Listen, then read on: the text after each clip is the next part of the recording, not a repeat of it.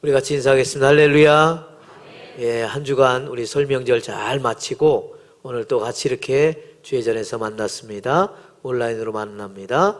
평강으로 만납니다. 샬롬으로 반갑게 인사하겠습니다. 샬롬. 예, 반갑습니다. 오늘 저는 하나님의 사람이 희망입니다 라고 하는 말씀 같이 은혜를 나누고자 합니다. 코로나로 힘든 시간을 보내면서 예전에 저희 교회에 오셔서 말씀을 전하셨던 왕대일 교수님의 말씀이 생각이 났습니다. 그런 말씀을 하셨죠. 당신은 하나님의 사람입니다. 당신은 하나님의 작품입니다. 당신은 짝퉁이 아니라 명품입니다. 당신은 교회의 주인공입니다. 당신에게는 하나님의 은혜와 긍휼하심이 넘칩니다. 우리 같이 한번 따라서 합시다. 당신은 하나님의 사람입니다. 당신은 하나님의 작품입니다. 자, 이제 옆에 사람 한번 바라보면서 한번 같이 인사를 나누겠습니다. 당신은 하나님의 사람입니다. 당신은 하나님의 작품입니다. 당신은 짝퉁이 아니라 명품입니다.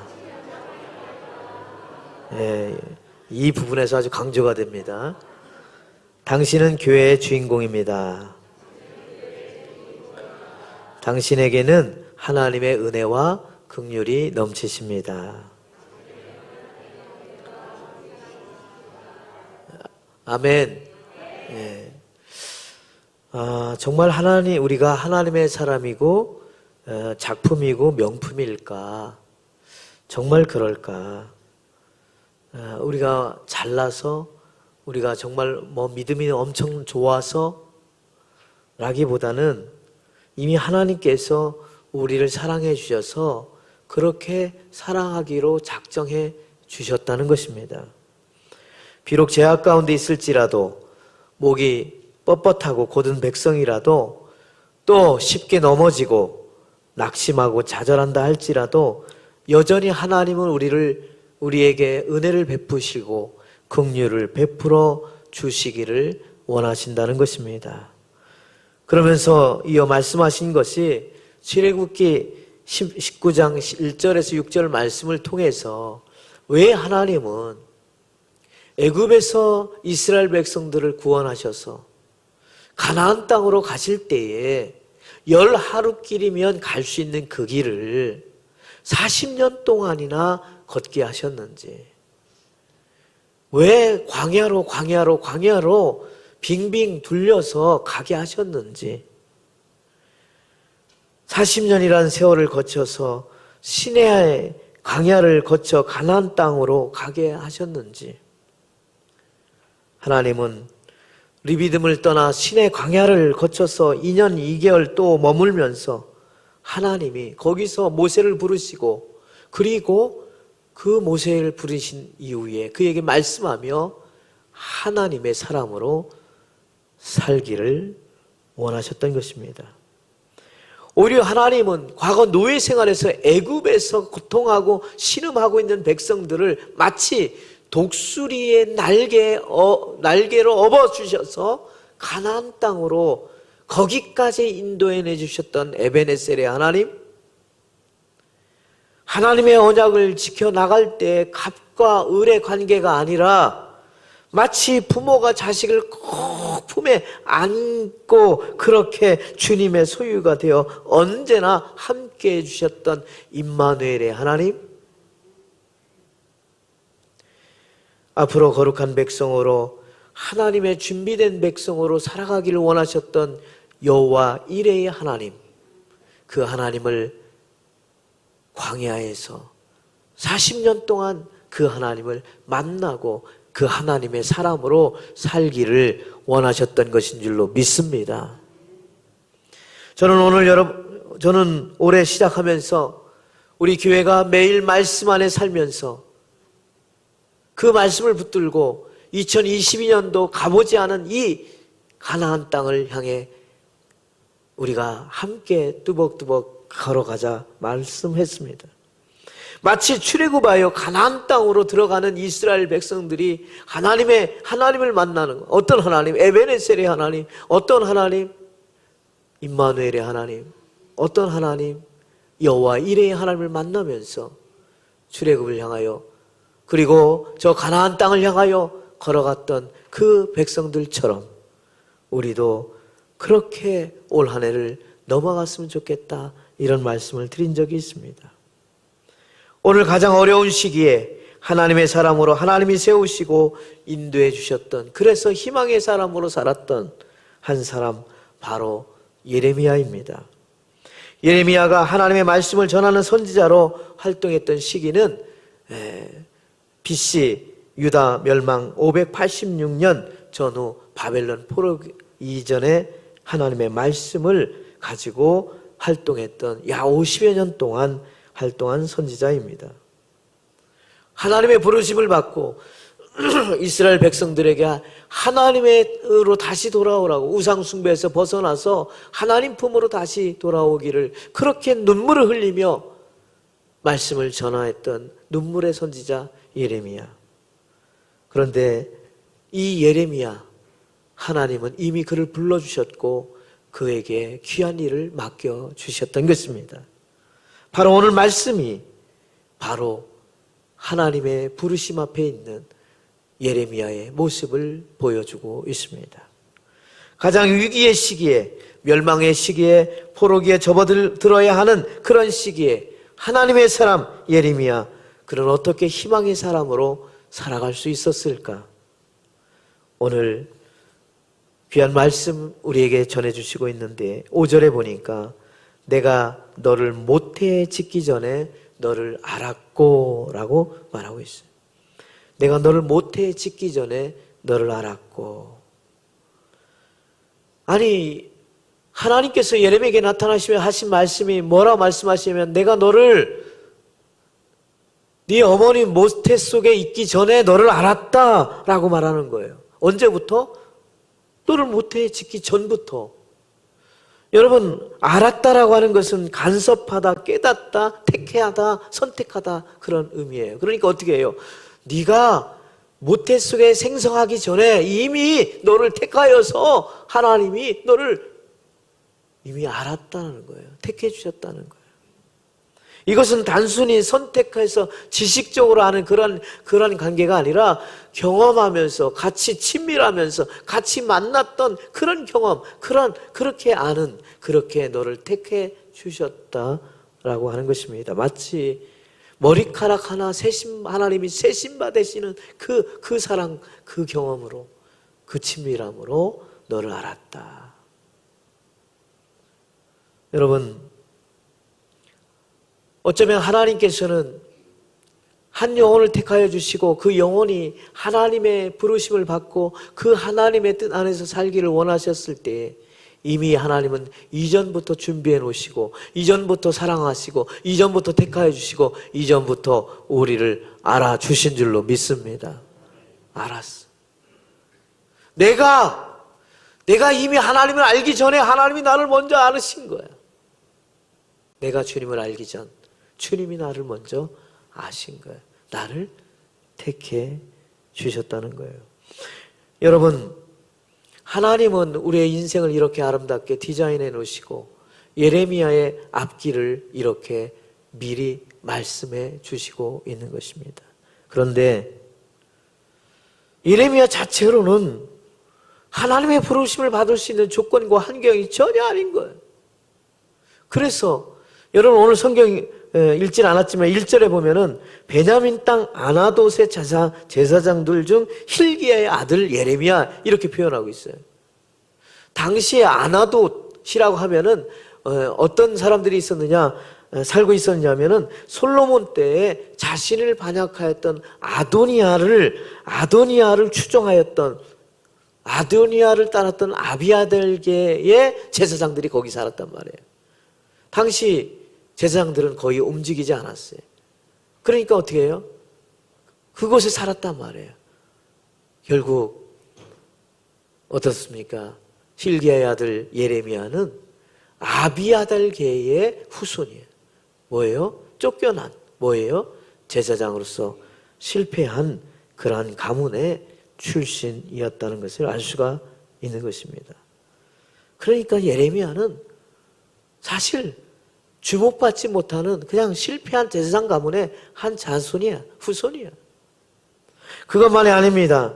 예레미야 스스로가 자기가 고백하는데 뭐라고 말합니까? 6절에 보니까 슬프소이다. 나는 주 여호와여 보세요. 나는 아이라 말할 줄도 몰라요. 라고 말하고 있는 것입니다. 예레미야의 나이는 대략 20세 정도라고 학자들은 추정하고 있습니다. 그런데 자신을 아이라고 표현하는 거 보면 정말 내가 할 수 있는 게 아무것도 없어요. 라고 이렇게 말하는 것입니다. 어쩌면 당시 요시야의 왕이 종교개혁을 일으키면서 그렇게 하나님의 말씀을 전했지만은 이스라엘 백성들이 잘 듣지 않았는데 내가 나가서 나같이 이렇게 아이 같은 내가 가서 복음을 전한다고 해서 하나님의 말씀을 전한다고 해서 그들이 듣겠냐? 나는 능력도 없고 할 수도 없다라고 지금 예레미야는 말하고 있는 것입니다. 여러분, 실패한 제사장 가문의 출신입니다. 아이라고 자신감도 없습니다. 할 수 있는 능력도 없습니다. 그런데 하나님은 달랐습니다. 오히려 그가 그렇게 말할 때 7절에 뭐라고 말하고 있습니까? 여호와께서 내게 이르시되 아이라 말하지 말라. 내가 너를 누구에게 보내든지 너는 가라. 내가 네게 무엇을 명령하든지 너는 말하라. 그랬어요. 누구에게든지 무슨 말이든지 너는 가고 말하면 돼. 라고 말하는 것입니다. 그것만이 아닙니다. 또 하나님 또 약속해 주세요. 그렇게 명령하시고 8절에 뭐라고 약속해 주십니까? 너는 그들 때문에 두려워하지 마. 내가 너와 함께 할 거야. 너를 구원할 거야. 나 여호와의 말이니라 그랬어요. 그리고 하나님께서 예레미야에게 어떤 예레미야? 제사장 가문에 실패하는 가문에 연약한 그리고 말도 제대로 못하고 그런데 하나님이 어떻게 했어요? 택하셨어요. 하나님이 아셨어. 하나님이 택한 너에게 말하는 거예요. 너를 구별할 거야. 구원할 거야. 너를 내가 두려워하지 마. 내가 너를 구원할 거야. 그리고 너와 함께 할 거야. 라고 약속해 주신 것입니다. 여러분, 하나님이 택하여 주시고 하나님이 세워주실 때에 하나님이 인도하실 때에 하나님은 예레미야의 조건과 환경 그 가문과 그 능력, 그 어떤 것도 바라보지 않았습니다. 그저 하나님이 전하라고 하는 말씀 전하면 되는 거고 하나님이 함께 해주시겠다는 약속 믿으면 되는 거였습니다. 여러분, 그 엄청난 주님의 말씀 앞에 두려워 떨고 있는 예레미야, 하나님은 그에게 다가가셔서 내가 너 모태 짓기 전부터 너를 알았노라고 택했노라고 말씀해 주시고 있습니다. 실패하고 넘어지고 말할 줄 몰라 나는 아이와 같은 존재라고 말하는 예레미야, 그를 향해서 하나님은 엄청난 일을 맡겨주세요. 어디든지 가. 무슨 말이든지 해. 내가 너의 말을 대신해 줄 거야. 마치 그렇게 말하듯이 그 사람의 조건이나 환경과 그리고 실수나 성공을 따져서 그의 인생을 계획해 놓으시고 선택해 주신 것이 아니라 전적으로 하나님의 은혜로 택해 주셨다는 것입니다. 여러분, 예레미야의 모습 속에 그만 있는 것이 아닙니다. 사랑하는 성도 여러분, 여러분의 가운데서도 정말 내가 하나님 앞에 그 선택받고 택함을 받을 이유가 전혀 없을 때가 나같이 연약하고 나같이 죄 많고 나같이 넘어지기 쉽고 나같이 연약한 자를 지금도 주님 불러주셔서 나를 알아주시고 언제부터 모태 짓기 전부터 알아주시고 세워주시고 인도해 주시고 사랑해 주셨다는 사실, 그래서 하나님의 사람이고 그래서 하나님의 작품이고 그래서 하나님의 백성인 이라는 사실을 우리는 믿어야 될 줄로 믿습니다. 여러분, 하나님이 그렇게 우리를 사랑하시고 하나님이 우리를 그렇게 택해 주시는 거예요. 모세가 민족의 지도자로 불렀을 때 과연 그는 어떤 사람이었습니까? 사실 사람을 죽이고 도망친 살인자였어요. 도망자였어요. 그리고 목동이었어요. 밤새 그냥 하루 종일 양을 치는 그러한 존재였습니다. 80세의 호렙산에서 하나님이 그를 부르시면서 사명을 맡길 때도 그는 전혀 거기에 아멘할 수가 없었습니다. 자신은 입이 둔해서 말도 잘 못한다고 거부했어요. 그때 하나님 그를 들어서 말 잘하는 아론 형을 내게 붙여주겠노라고 말씀했어요. 주께서 이적과 능력으로 자기는 더 이상 능력이 없다고 했을 때 하나님이 그에게 이적을 베풀면서 너와 함께 해주시겠다고 약속해 주셨어요. 완전히 자기 존재의 열등감과 자기 비하로 가득 차 있었던 모세, 하나님은 그를 포기하지 않았어요. 하나님은 끝까지 그를 들어서 어떤 능력이나 조건이나 환경 그걸 가지고 택한 것이 아니라 하나님이 그를 사랑하시고 하나님이 그를 택하셨기 때문에 그로 하여금 그 일을 하게 하셨어. 어떤 일? 신음하고 있는 이스라엘 백성들을 애굽에서 건져서 가나안 땅으로 데리고 가라. 하나님의 백성으로 살아가게 해라. 이게 아버지 하나님의 마음이었어요. 주님의 택하심을 받은 그 말씀에 순종하여 아멘했던 모세는 어떻게 됐을까요? 더 이상 목동이 아니었어요. 말 못하고 능력이 없는 존재가 아니었어요. 그에게 받았던 열등감은 자존감으로 바뀌었고 그의 소심한 마음은 담대한 마음과 온유한 마음으로 바뀌었어요. 왜요? 하나님이 택하여 주셨기 때문에. 하나님이 알아주셨어요. 모태에 짓기 전에 그를 알아주셨기 때문에, 그를 택하여 주셨기 때문에, 그를 사랑해 주셨기 때문인 것입니다. 여러분, 부모가 자녀를 사랑하는데 여러분 그 자녀의 사랑은 끝까지 어린 영유아기에 있을 때의 그 아이, 그 무조건적인 사랑, 그것을 우리는 심리학자들이 말하기를 엄마와 아이의 그런 수직적인 사랑이라고 말한다고 하는 거예요.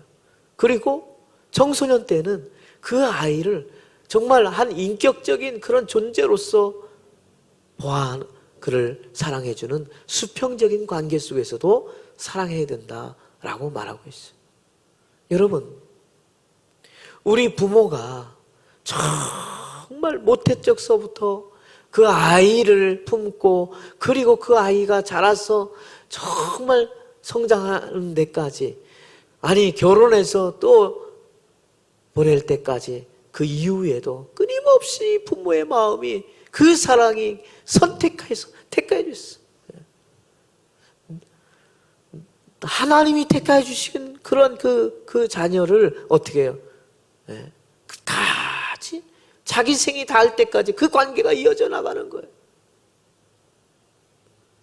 여러분, 그 사랑을 우리가 받고 나가듯이 하나님이 받았던 그 사랑, 하나님이 이미 택하여 주시고 우리를 인도하여 주셔서 우리가 주님 부르시는 그날까지 갈 때까지 주님은 여전히 사랑하시고 인도하시고 사랑하시고 인도하셔서 우리로 하여금 그 긍휼함 속에 살아가기를 원하시는 거예요. 한번 택하여 주신 그 사랑, 내가 어떤 조건과 환경이나 어떤 그 상관하지 아니하고 한번 택해 주신 그 사랑, 끝까지 우리를 인도해 주시는 줄로 믿습니다. 그 사랑이 우리를 인도하죠. 여러분, 그렇기 때문에 우리가 그 사랑을 우리가 내적으로 우리가 경험하고 체험할 때 하나님이 나를 사랑하셨구나, 하나님이 나를 세워주셨구나, 하나님이 나를 택해 주셨구나, 그 믿음이 여러분의 삶 가운데 인도하시기를 주의 이름으로 축원합니다. 여러분, 그것만이 아닙니다. 5절에 보니까 네가 또 배에서 나오기 전에, 모태에 짓기 전에 알았고 그 다음에 배에서 나오기 전에 너를 뭐 했다? 성별하였다 그랬어요. 하나님이 성별해 주셨다는 것은 뭡니까? 구별해 주셨다는 거예요. 어떻게? 거룩하게 구별해 주셨다는 거예요. 여러분, 하나님께서 자신을 성별해 주셨다고 하는 그 믿음이 우리가 안에 들어간다고 생각해 보세요. 나를 거룩한 백성으로. 그렇다면 우리는 어떠한 상황에서도 극복할 수 있는 힘이 있는 거예요. 생명의 위협이 찾아오고 감금당하고 매국노라고 오해와 모욕을 견딜 수 있었던 예레미야, 하나님이 그를 성별해 주셨다고 하는 믿음이 있었기 때문입니다. 여러분, 그 성별해 주시는 그 놀라운 그것을 어떻게 표현하고 있을까요? 예레미야 1장 9절에 여호와께서 그의 손을 내밀어서 내 입에 대시며 여호와께서 내게 이르시되 보라 내가 내 말을 내 입에 두었노라 라고 말하는 거예요. 마치 하나님이 사람이 되는 것처럼 그렇게 직접 나오셔서, 여러분 한번 생각해 보세요. 여러분의 입술에 예수님께서 하나님이 딱 입을 터치하시는 거예요. 그러면서 뭐예요? 걱정하지 마. 네가 무슨 말을 하든지 너는 내 입을 구별해 놨어. 성별해 놨어. 라고 말씀하고 있는 것입니다. 보라, 내가 내 말을 내 입에 두었다 라고 하는 것은 하나님께서 예레미야를 이제 구별해서 하나님 대신 그 말을 전하라는 겁니다. 누구든지 누구에게든지 무엇이든지 그 말을 전하라 라고 하는 것입니다. 마치 위임하는 것과 같습니다. 여러분, 매년 연초가 되면 여러분이 맡은 봉사하는 그 자리, 또 여러분들이 맡은 직분에 대해서 임명합니다. 찬양대, 교사, 성가대, 또 뭐 여러 가지 속장으로서 또 여러 가지 봉사를 하게 되는데 제가 임명을 하죠. 어떻게 합니까? 여러분 1년 동안 열심히 수고해 주세요. 대신 이렇게 뭐예요? 위임하는 겁니다. 여러분 군에 갔다 오신 분들은 다 알 거예요. 예. 여러분 군에 들어가면 바로 군인이 되는 게 아니에요. 저기도 없습니다. 그냥 번호야, 번호. 그냥 번호를 훈련하네. 몇 번 훈련병이야. 아직 군인 아니야. 6주 동안 열심히, 또 뭐 몇 개월 동안 열심히 그냥 훈련 받고, 훈련을 마친 다음에 그때 어떻게 해요? 계급장을 달아주면서 너는 이제 이등병으로서, 대한민국 군인으로서 이제 일해라, 수고해라 라고 위임하는 거예요. 여러분 TV나 이런 데서 많이 보죠. 사관 생도들이 딱 이제 열심히 훈련하고 공부하고 다 마친 다음에 장교로 임관해서 이제 군인이 되어가서 장교가 되었을 때에 대통령이 딱 나와서 그들에게 위임을 합니다. 계급장을 달아주면서 이제 대한민국 장교로서 대한민국에 열심히 지켜라 라고 위임하는 거죠. 구별하는 거예요. 너는 대한민국의 장교로, 대한민국의 군인으로 이렇게 그냥 일반 사람들과 구별해 놓는 거예요. 여러분, 우리가 누구입니까? 여러분이 집사님으로, 성도로, 권사님으로, 여러분 직분 맡아서 장로로, 목회자로 하나님의 부르심을 받았지만은 기본적으로 우리가 다 기본적인 게 뭐예요? 성도입니다. 성도. 네. 거기입니다. 기본이 뿌리가 뭐냐? 우리 다 성도예요. 집사, 권사, 장로는 직분일 뿐이야. 그가 맡은 일을 할 뿐이야. 그러나 우리는 뭐예요? 성도예요. 성도라는 게 뭡니까? 거룩한 무리라고 하는 뜻입니다. 하나님의 백성으로서 너희들은 구별해 놓으신 거예요. 거룩한 무리야. 세상 사람들과 다른 거야. 거룩한 무리야. 라고 성도라고 불러주시는 것입니다. 여러분, 하나님이 우리를 그렇게 불러주셨어요.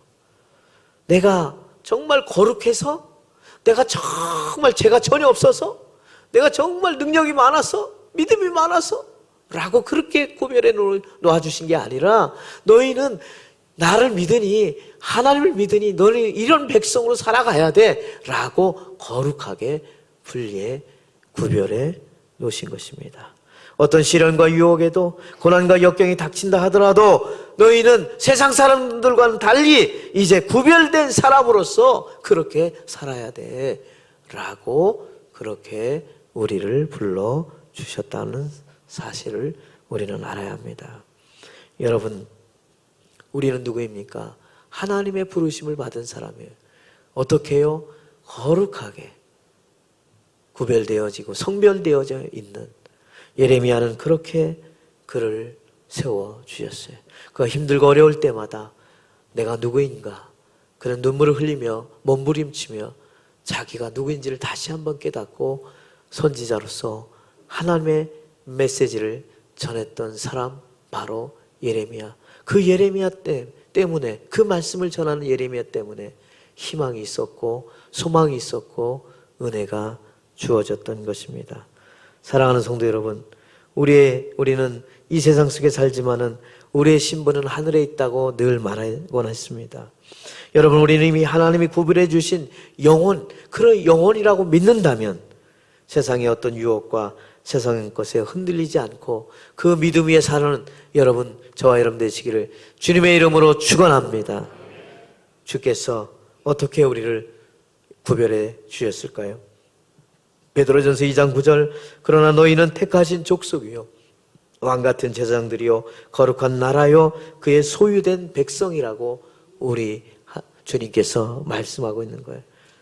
우리가 그 중심에 그걸 잃어버려서는 안 돼요. 하나님이 택하신 족속, 왕같은 제사장들이고 거룩한 나라고, 우리는 누구의 소유야? 하나님의 소유, 구별된 사람들이야. 누가 소망이 있어? 세상 사람이 소망이 있어? 아니에요. 하나님의 사람, 하나님의 사람이 소망이 있는 줄로 믿습니다. 하나님이 구별해 둔 그 사람이 소망이 있는 거예요. 그 다음에 5절에 뭐라고 그랬습니까? 너를 여러 나라의 선지자로 세웠노라 라고 말씀했어요. 여러분, 그냥 세운 것이 아니에요. 여러 나라의 선지자로 세웠다라고 하는 것은 무엇일까요? 그에게 일이 있음을 분명하게 말하고 있습니다. 세웠다고 하는 것, 여러분, 내가 너를 열방의 선지자로 세우노라, 세울 것이다, 이게 아니에요. 세웠노라 라고 성경은 말하고 있어요. 이미 결정사항이에요. 이미 하나님이 너를 택하셔서 오래전서부터 그렇게 했고 그렇게 구별해놨고 지금 너를 그렇게 세웠다라고 말하고 있는 것입니다. 이제 충성스러운 하나님의 대사로서 그 일을 감당해라 라고 임명하시는 것입니다. 예레미야는 세상의 어떤 핍박이나 해유나 유혹 속에서도 그는 타협할 필요가 없었습니다. 다만 자신을 선지자로 세우신 만왕의 왕이신 하나님의 그 결정, 하나님의 말씀에만 순종하면 되는 거예요. 그리고 하나님의 말씀만 전하면 되는 거예요. 그래서 어떻게 했어요? 하나님이 전하라는 것을 전했어요. 10절에 보니까 보라, 내가 오늘 너를 여러 나라와 여러 왕국 위에 세워서 내가 그것들을 뽑고 파괴하고 파멸하고 넘어뜨린다고 그랬어요. 뭐예요? 심판의 메시지를 전하는 거예요. 하나님을 조롱하고 하나님의 섬기지 않고 우상숭배에 빠진 그런 나라, 하나님을 의지하지 않는 나라, 그들을 뽑아내고 다시 파멸하고 넘어뜨리겠다는 거예요. 그리고 하나님 앞에 돌아오라는 거예요. 회개하고 돌아오면 어떻게 해요? 다시 건설하고 다시 심어주시는 하나님, 회복의 하나님, 소망의 하나님, 그들을 다시 살려주시는 하나님 메시지를 전하라는 것입니다. 심판의 메시지만 끝나는 게 아니에요. 그 선지자가 전할 것은 뭐예요? 다시 소망, 하나님의 길로 돌아오라, 그래야 살아난다 라고 전하는 것이었습니다. 여러분, 선지자로서 매우 귀한 자리로 그는 전파했던 것입니다. 그 나라와 많은 열방의 운명이 그의 입술에 달려있던 것입니다. 여러분, 하나님께서 어쩌면 우리들에게도 가장 위기, 가장 어려운 시기에 성도로 불러주시고 세워주신 것은 이 땅에 신음하고 있는 백성들을 향하여서 하나님의 말씀의 메시지를 전하라고 우리에게 요청하고 있는 것입니다. 예수님은 베드로에게도 뭐라고 말씀했습니까? 마태복음 16장 19절에 이렇게 말했습니다. 네가 천국 열쇠를 내게 주리니 네가 땅에서 무엇이든지 매면 하늘에서도 매일 것이고 네가 땅에서도 무엇이든지 풀면 하늘에서도 풀리리라 그랬어요. 베드로를 통해서 하나님의 귀한 역사가 일어날 것을 위임해 주신 거예요. 그렇다면 우리 성도들에게도 이 땅에 주의 자녀로서 하나님의 사람으로서 살아가는 우리 성도들에게도 그와 같은 메시지를 요청하고 있다는 것입니다. 주의 자녀로서 주의 성도로서 이 땅에 살면서 정말 하나님의 사람으로 살아가기를 지금도 원하고 있는 줄로 믿습니다. 세상의 어떤 검보다도 성령의 검이 더 강하노라고, 세상의 법보다도 하나님의 법이 더 중요한 그 사람, 세상의 그 어떤 권세보다도 하나님의 권세가 더 뛰어나다라고 전해야 할 그 하나님의 사람, 그 하나님의 사람을 하나님이 세워주셨어요. 그 사람 때문에, 그 사람이 희망이고 그 사람이 소망이 되는 것입니다. 여러분, 주님께서 우리를 사랑하여 주셔서 예레미야를 들어서 그렇게 사용하여 주듯이 우리를 그렇게 불러주시고 택하여 주셔서, 그리고 구별해 주셔서 우리를 세워주신 이유는 하나님의 사람으로 살아가기를 원하시고 있는 줄로 믿습니다. 우리가 그것을 믿고, 누가 희망이 있는 사람이에요? 누가 소망이 있는 사람이에요? 세상 사람이 소망이에요? 세상의 법이 소망일까요? 아니에요. 하나님의 사람이 희망이 있고 하나님의 법이 소망이 있어요. 그 말씀이 능력이고 그 말씀이 소망이 있는 거예요. 여러분, 우리가 누구인지를 다시 한번 이 예레미야를 통해서 우리는 다시 한번 생각하면서 올 한 해 정말 하나님의 사람으로 여러분 희망을 가지고 소망 가운데 나가시기를 주님의 이름으로 축원합니다. 기도하겠습니다. 할렐루야. 하나님 아버지 감사합니다. 아버지 하나님, 하나님께서 모태전에 지으시고 배 나오기 전에 성별해 주시고 여러 나라의 선지자로 세워주셨던 예레미야처럼 그를 하나님의 사람으로 불러주셨던 것처럼 아버지 하나님, 우리를 성도로 불러주셔서 이미 우리를 택하여 주시고 이미 우리를 구별해 주시고 우리를 세워주신 그 은혜 감사하여 올 한 해 하나님의 사람으로 소망과 희망을 가지고 살아갈 수 있도록 주님 도와 주시옵소서. 감사하고 예수님의 이름으로 기도드렸나이다. 아멘.